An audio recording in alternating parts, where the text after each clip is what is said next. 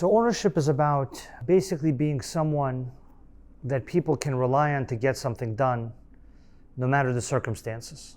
That really comes through in two ways.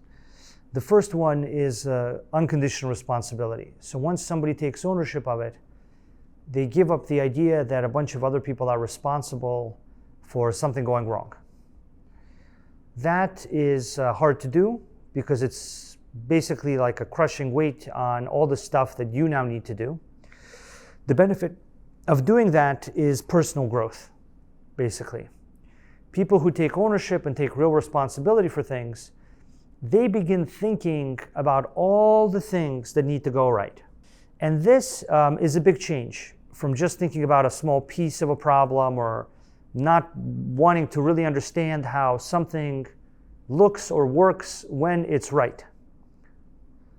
The people that don't take ownership and don't take on the responsibility, they commonly find like a piece of the puzzle or even a piece of the puzzle, and they don't really want to do that even well. They just want to do it to a de minimis state and then hand it off to someone else. Fundamentally, that doesn't create personal growth. So the payoff of taking ownership is really personal growth. Some people reach a certain level of their development and they're comfortable with it, they reach a kind of equilibrium, and their standards, their capabilities increase, they become better, but their standards don't really go higher. They don't keep raising their standards. This is really embodied in the idea of pushing yourself. So pushing yourself to the limit, finding the limit, going to the limit, beyond the limit. That is what high standards looks like, right? If yesterday you could do this much, you learned something, your high standards are now something further than that. The other really great benefit of this is kind of the thing that I said at the beginning, is if you're a real owner, people will want to work with you. You will gain a reputation for a reliable person that people want to go to, want to deal with, want to come to when they need help, when they have a problem. That will be who you are to other people. If you're an owner and you get a lot done, you will get respect.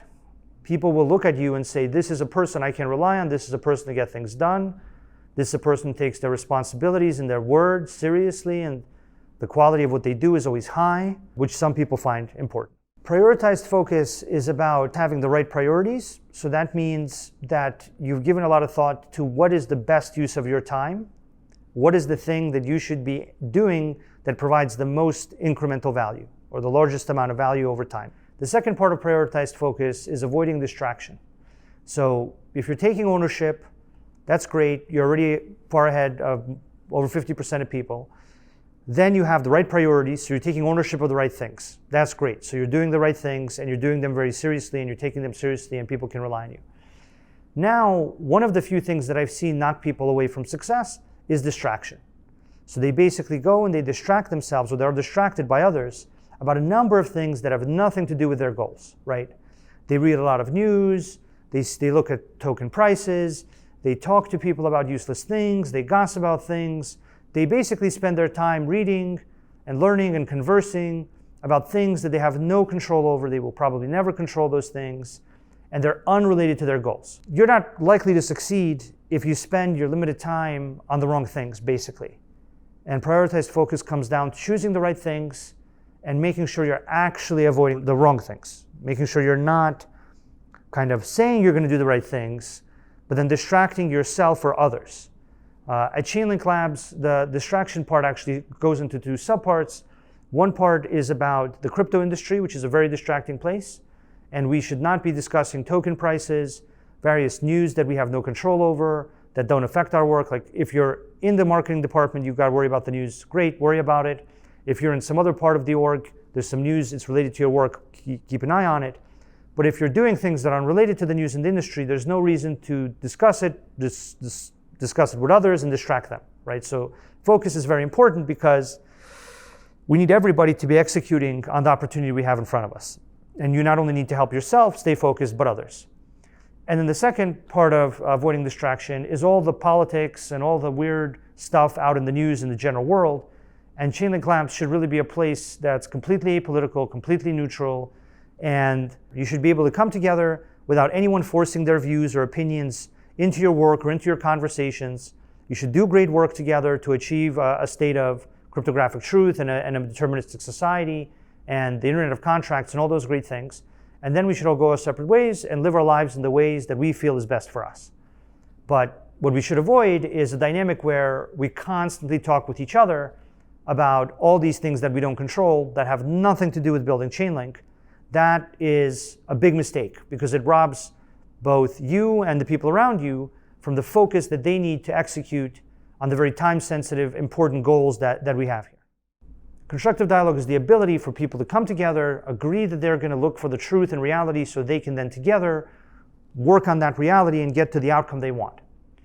In order to have a constructive dialogue, you really need three things. You need everyone to be open. So you can't have one person trying to have a dialogue and the other person sitting there not willing to have a dialogue. Both people need to say, I want to find the truth. I would like to find what reality is. It's beneficial to me. It's beneficial to us. I want to do that. So you need to be open to being wrong in order to do that. If you're not open to being wrong, then you're just going to stick to your position, and it's going to probably be a waste of time because there's not going to be any real collaborative thinking going on. The other part of it is honesty. So the ability and desire to be candid and honest and clear with people exists on a spectrum. On one end of the spectrum, you have people who run towards conflict and they see dialogue as good and they express themselves a little bit too directly. Basically, they're abrasive and they say things in a too direct, abrasive manner that makes it difficult for people to accept their message. Even if the message makes perfect sense, the packaging of the message is not so good, and so it's hard for people to accept it. Then there are people on the other end of the spectrum which know the right answer, but are very afraid of conflict, don't want to deal with conflict. Even if they know the right answer, if there's any chance of conflict, they run away from it. They run away from the conflict, even if sharing the information would be very beneficial to them and to others. Like, the cost of conflict is very high in their mind. What everyone should be going towards is a golden middle between those two extremes of, I am willing to step outside my comfort zone, even if I'm worried about conflict. And on the other end, you're willing to package information in a way that other people can accept, even if it requires a little bit more effort from you. And then people can come together and get to the right answer. And all of this is particularly important because the world is constantly changing. So if you have the right plan at one point in time, that will not be the world, right? The world will change, something will evolve, the market will change, user demands will change, something will change. Dialogue and the ability to engage in dialogue with others is the way that you adapt to that change so that you can have the right priorities and you can take ownership over the right things.